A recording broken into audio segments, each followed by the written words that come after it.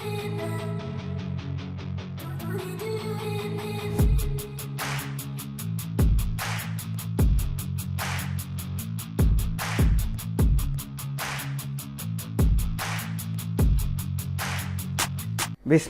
রহমানির রহিম। Welcome to my channel. আমাদের আজকের বিষয় ক্লাস 19, বিষয় সাধারণ গণিত, অধ্যায় 17 পরিসংখ্যান নিয়ে আমরা আলোচনা করব। পরিসংখ্যান থেকে আমরা যে বিষয়বস্তু নিয়ে আজকে আলোচনা করব সেটা হলো পার্ট 4।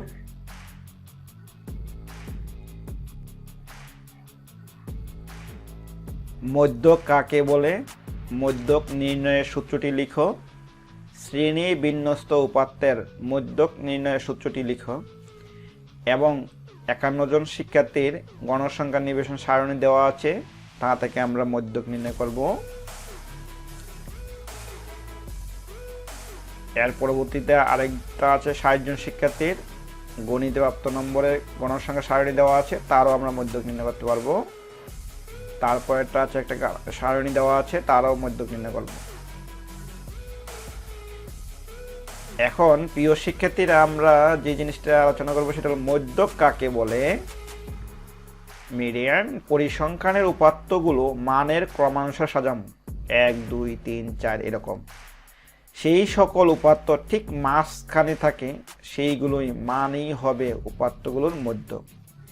এখানে উপাত্ত সংখ্যা যদি n হয় আর n যদি বিজোড় হয় তাহলে মধ্যক হবে একটা, n+1/, আর n যদি জোড় হয় তার মধ্যক হবে দুইটি, n/2 ও n/2 +/2।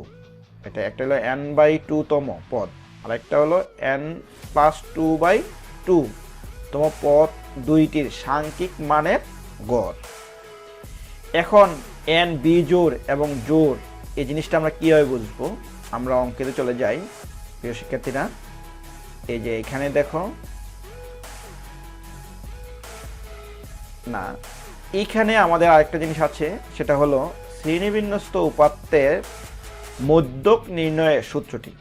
এবার শ্রেণীবিন্যস্ত যদি ব্যবধান থাকে, শ্রেণী ব্যবধান থাকে, তার ক্ষেত্রে মধ্যক নির্ণয়ের সূত্র ভিন্ন। n যদি তার উপাত্তের সংখ্যা হয়, তা n/2 তম পদের মান হচ্ছে তার মধ্যক। সুতরাং মধ্যক equal l + n/2 - fc × h/fm। এখানে l যে শ্রেণীতে মধ্যক অবস্থিত সেই শ্রেণীর নিম্নসীমা, n হল গণসংখ্যা, fc মধ্যক শ্রেণী পূর্ববর্তী শ্রেণীর যোজিত গণসংখ্যা, কমিউটেটিভ ল, h শ্রেণীবৃত্তি, fm মধ্যক শ্রেণীর গণসংখ্যা।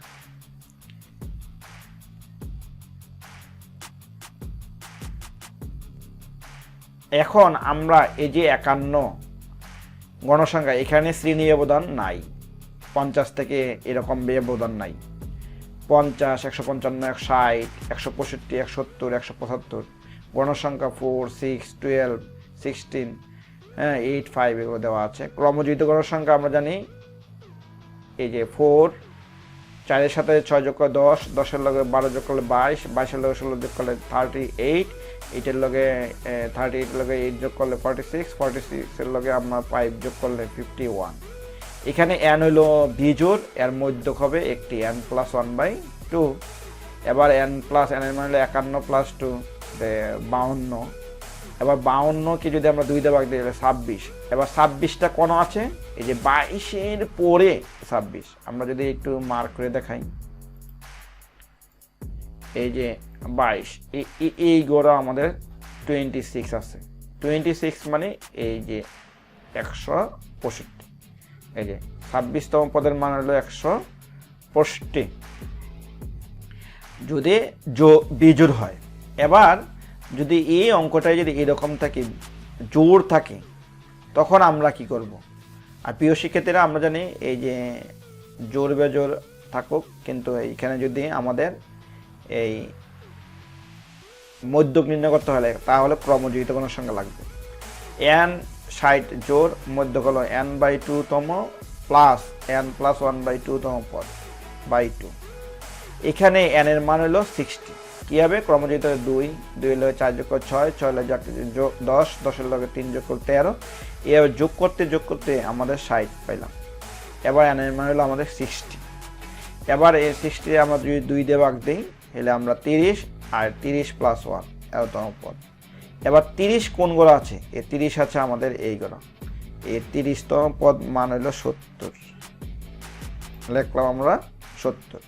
31 30-এর পরে 31 মানে 46 এর গোড়া আছে, তার মান হলো আমাদের 80। এবার এই 70 আর 80 যোগ করলে হলো 150। 150-এ যদি আমরা 2 দিয়ে ভাগ দেই, প্রিয় শিক্ষার্থীরা দেখো এই যে লিখলাম আমরা 150 ভাগ 2 সমান সমান হলো 75, তার মধ্যক হবে 75। এবার আমরা চলে যাই পরবর্তী অঙ্কে। এখানে দেওয়া আছে শ্রেণী ব্যবধান, তা থেকে আমরা মধ্যক নির্ণয় করতে হবে।